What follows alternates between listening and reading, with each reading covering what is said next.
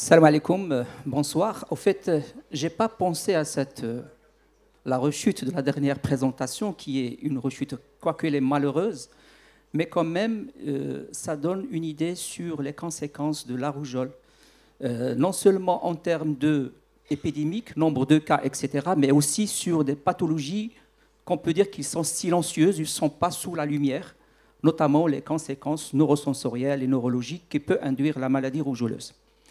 Voilà, donc comme vous savez, la rougeole, c'est une maladie virale hautement contagieuse qui implique une riposte vaccinale, ou plutôt une mesure préventive vaccinale efficace, avec un taux de couverture élevé. Il survient à tout âge, plus fréquemment à l'enfance, mais durant cette épidémie, nous avons bien vu que ça touchait aussi les adolescents et les personnes plus âgées. On a vu de façon vraiment claire que ce n'est plus une maladie infantile. Bon, c'est une maladie qui peut entraîner de graves complications, comme ça a été présenté tout à l'heure, sans passer par les décès. Malheureusement, nous avons enregistré beaucoup de décès suite à cette épidémie que je peux dire que nous n'avons pas, jusqu'à la date d'aujourd'hui, tourné la page. Il y a des éléments très positifs en termes de mesures pour contrecarrer l'épidémie, mais quand même, on est encore en situation de vigilance. Alors la vaccination reste le moyen le plus efficace, le moyen le plus sûr, et je souligne sur ça, le vaccin contre la rougeole, c'est un ancien vaccin qui est utilisé dans le monde depuis des années, et dans notre pays, ça fait plus de 30 ans que nous les utilisons, et c'est un vaccin qui est offert gratuitement à la population, notamment dans les structures de santé, qui sont plus de 3300 centres de santé. Alors, la politique vaccinale dans notre pays a pris en considération cette vaccination qui a été introduite depuis 1987. Je rappelle qu'à l'époque, il y a eu une seule dose. D'ailleurs, c'était la recommandation mondiale, une dose. À côté de ça, il y a eu l'organisation de plusieurs campagnes de vaccination avec des populations cibles différentes, tantôt les jeunes, tantôt les moins jeunes. Mais la campagne de 2013 demeure la campagne la plus importante en termes d'envergure. Donc, il a touché une population très importante, âgée entre 9 mois et 19 ans. Et on a pu vacciner 99,7% de la population ciblée, c'est-à-dire plus de 10 millions de personnes à l'époque. Et tout le monde est d'accord que cette campagne nous a permis d'être à l'abri de toute épidémie de la rougeole pendant de longues années, jusqu'à l'année 2023 et 2024. L'année 2014 a connu le renforcement du schéma vaccinal par l'introduction d'une deuxième dose, et ce, suivant les recommandations de l'OMS. Donc le schéma national, c'est un schéma à 2 doses, comme vous savez, à 9 et à 18 mois. Et depuis 2017, le ministère a instauré une mesure très importante qui est la vérification de statut vaccinal des élèves de la première année en milieu scolaire. Et cette mesure nous a permis de rattraper entre 40 à 60 000 enfants par an. Et c'est un élément fondamental pour renforcer l'immunité de la population vis-à-vis de cette maladie. Et bien sûr, lorsqu'on parle vaccination, on parle surveillance épidémiologique, parce que lorsqu'on parle épidémie aussi, il y a la place de la surveillance épidémiologique. Notre système a aussi connu une évolution très importante, donc il a passé de la surveillance clinique à une surveillance exhaustive basée sur la confirmation systématique de tous les cas de rougeole. Mais comme vous savez, la confirmation n'a de l'intérêt qu'au début de l'apparition de l'épidémie, mais par la suite, on n'est pas obligé d'aller confirmer chaque cas parce qu'il y a l'épidémie, il y a déjà des liens épidémiologiques de contact entre les personnes. Donc, il ne faut pas aller proposer cet examen sérologique de confirmation pour tout le monde. Je rappelle qu'avant la pandémie de la Covid-19, on était dans une situation très confortable dans la mesure où notre département a déposé auprès de l'OMS un dossier de pré-élimination de la rougeole au niveau de la région émeraude de l'OMS. Donc, on était vraiment prêt pour avoir cette certification de l'élimination. Mais par la suite, il y a eu comme vous savez très bien, l'apparition de premiers cas de la rougeole, ça a été de la région de Souss-Massa. Et par la suite, il y a eu extension, plutôt une extension en fait, du virus à plusieurs provinces. Et presque jusqu'à date d'aujourd'hui, sur les 81 provinces de notre royaume, on est à presque 90% des provinces qui ont été touchées par l'épidémie de la rougeole. Je rappelle que ce fléau n'est pas uniquement un fléau, un événement ou un incident qui s'est enregistré au niveau national, mais aussi l'OMS, en novembre 2023, a déclaré sur la menace internationale de l'apparition de la rougeole dans plusieurs pays dans le monde. Et d'ailleurs, ici, c'est une déclaration récente de la région européenne qui a signalé le plus grand nombre de cas de rougeole enregistrés dans le territoire européen depuis plus de 25 ans, de même que des cas d'épidémie qui ont été enregistrés de façon excessive, c'est-à-dire plus élevée que la normale au niveau des États-Unis. Alors, si on voit avant la pandémie, avant l'apparition de ce cas, que les nombres enregistrés de rougeole confirmés chaque année étaient en fait un chiffre très très faible, année par année. L'année 2022, on n'a pas dépassé les 10 cas, alors que le début de l'année 2023, ça a été beaucoup moins. De même que si on observe l'incidence de cette maladie, elle était très très faible avant l'année 2022. Mais ce qui est important à partager avec vous, c'est l'évolution de la couverture vaccinale, d'autant plus qu'on parle que l'arme la plus redoutable pour contrecarrer cette épidémie, c'est la vaccination. Alors qu'en est-il de cette vaccination?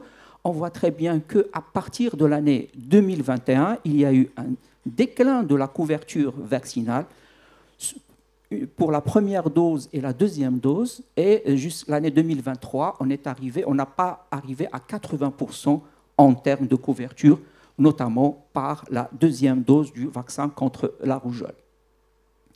Alors, comment on pourra expliquer ça? D'abord, il y a une explication majeure, c'est les conséquences de la perception, c'est le changement de la perception de la population de façon générale vis-à-vis de la vaccination. On disait auparavant que on est un peuple, une population qui aime le vaccin, qui aime se faire vacciner et qui se présente de façon volontaire, soit dans les centres de santé, soit dans les cabinets pour l'acte vaccinal. Maintenant, les choses sont devenues beaucoup plus dures, beaucoup plus complexes, parce que cette perception de la vaccination a tellement changé dans la population et on a vécu ça de façon très aiguë pendant l'épidémie de la rougeole, c'est-à-dire même dans les mesures de vaccination de riposte, autour d'un cas qui est apparu dans une école, à titre d'exemple, les parents refusent de faire vacciner leurs enfants. Cela témoigne d'une rupture vraiment très grave et profonde de confiance vis-à-vis du vaccin. Alors, quelles sont les mesures qui ont été entreprises par le ministère de la Santé depuis l'apparition de ces cas? D'abord, il y a eu l'établissement d'un groupe scientifique ad hoc consultatif pour la gestion de l'épidémie. Il y a eu lancement de 3 campagnes de rattrapage. Mais la dernière, c'est la plus marquante, c'est la plus médiatisée. C'est elle qui a été lancée le 28 octobre 2024. Je rappelle que l'objectif de cette campagne de rattrapage, c'est de combler les lacunes immunitaires chez la population ciblée, qui est une population très importante, la population âgée de moins de 18 ans. Et cette population, elle est estimée à peu près à 10,8 millions d'enfants et d'adolescents. Et cela a concerné non seulement la vérification et le rattrapage vis-à-vis de la rougeole, mais aussi la poliomyélite, la diphtérie, tétanos et coqueluche, sachant très bien que la rougeole, ce n'est qu'un signal, certes un signal malheureux, mais ça peut qu'il cache derrière lui d'autres insuffisances en termes de couverture vaccinale. À côté de ça, il y a eu la mise en place d'un procédurier sur la surveillance épidémiologique et de la réponse à l'épidémie de la rougeole. Ce document a été édité, puis il y a une deuxième version, celle de 2024. À côté de ça, il y a eu la mise en place des mesures de vaccination préventive, et cela a été principalement dans les collectivités fermées, dans les prisons, dans Dar Taliba, etc., etc., et dans les maisons d'accueil. C'est-à-dire qu'on propose la vaccination avant l'apparition des cas. Ce n'est pas une vaccination de riposte, mais une vaccination préventive. À côté de ça, il y a eu la mise en place de mécanismes de coordination avec le ministère de l'Intérieur, le ministère de l'Éducation nationale et le ministère des Habous et des Affaires islamiques. Ce sont des circulaires conjointes et des actions terrain qui ont été coordonnées entre ces différents départements. À côté de ça, il y a eu la mise en place d'une campagne de vaccination, plutôt de communication massive, avec mobilisation de plusieurs ressources, et l'édition de plusieurs circulaires, et l'intégration de cette riposte à la vaccination dans plusieurs interventions menées par le ministère de la Santé, notamment l'opération REAIA. C'est une opération qui se vit dans les zones enclavées ou d'accès difficile. Et aussi, à côté de ça, il y a eu la mise en place d'un système de reporting spécifique pour cette campagne. À côté de ça, le ministère de la Santé est conscient de mener une campagne, ça ne peut pas se faire uniquement avec les moyens propres du ministère de la Santé. Donc, il y a eu une coordination, comme je dis tout à l'heure, avec plusieurs intervenants. Et comme vous voyez, ce n'est que des photos du travail énorme accompli par les professionnels de santé dans les différentes parties de notre royaume, même des zones difficiles à atteindre. Donc, les équipes ont fait un effort considérable pour atteindre la population, pour aller réaliser cet exercice important de vérification de statut vaccinal, de rattrapage et de riposte aussi. Mais bien sûr, à côté de ça, le ministère de la Santé a mis en place toutes les ressources nécessaires, notamment la disponibilité du vaccin, des seringues, de la vitamine A et d'autres moyens de mobilité. À côté de ça, il y a eu un numéro vert qui a été mis à la disposition de la population. D'ailleurs, il y a eu un communiqué de presse du ministère de la Santé qui vulgarise ce numéro pour qu'il soit utilisé pour la population, parce qu'à un certain moment, il y a eu beaucoup de panique, notamment en milieu scolaire, et les parents ils posaient beaucoup de questions sur cette vaccination-là. Bien sûr, il y a eu de la sensibilisation des professionnels de santé, mais aussi les parents, parce qu'on était dans l'évidence, c'est qu'il y a une réticence claire de la population pour le vaccin. Et, comme j'ai dit tout à l'heure, un vaccin classique, vieux, qu'on l'utilisait depuis des années, mais quand même, on refuse de l'avoir. Voilà, ce sont aussi des photos des équipes mobiles, etc., dans le fond du Maroc. Donc, ça n'a pas laissé beaucoup de... C'est-à-dire on a touché l'ensemble des coins du Maroc. Et aussi, dans la campagne de communication, il y a une mobilisation des influenceurs et d'autres supports de communication pour amener la population à se faire vacciner. Et bien sûr, il y a plusieurs supports de communication, soit le digital, soit les affiches, soit les spots.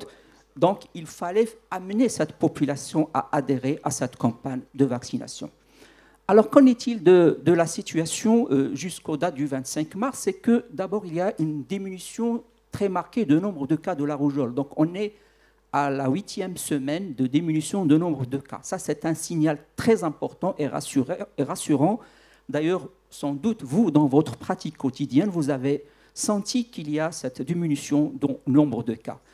Deuxième indicateur important, c'est le taux de vérification de statut vaccinal. Il a atteint 97,7%, c'est-à-dire qu'on a vérifié plus de 10,6 millions de carnets de santé d'enfants. Bon, on n'a pas un système digital, digitalisé, qui va nous permettre de quelques clics de faire ressortir le nombre d'enfants, le nom ou l'identifiant d'enfants qui ont raté leur vaccination.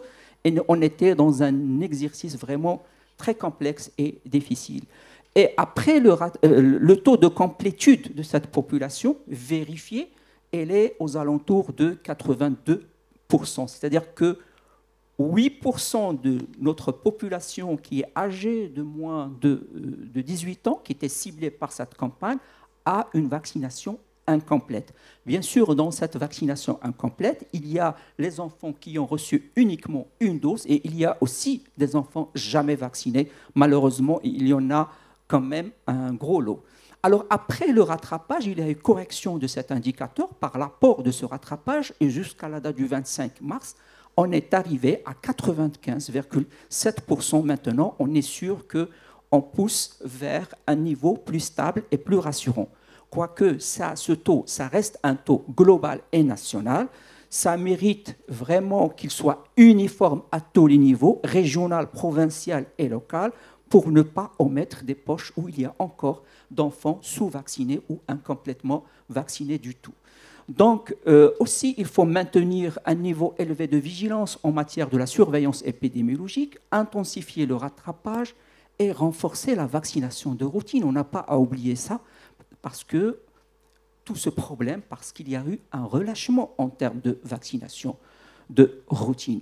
Je vais terminer par cette slide pour dire que déjà en 2019, personnellement, j'ai lu dans un document de l'OMS que la méfiance à l'égard de la vaccination représente la 9e menace ou ennemi de l'OMS sur le plan international.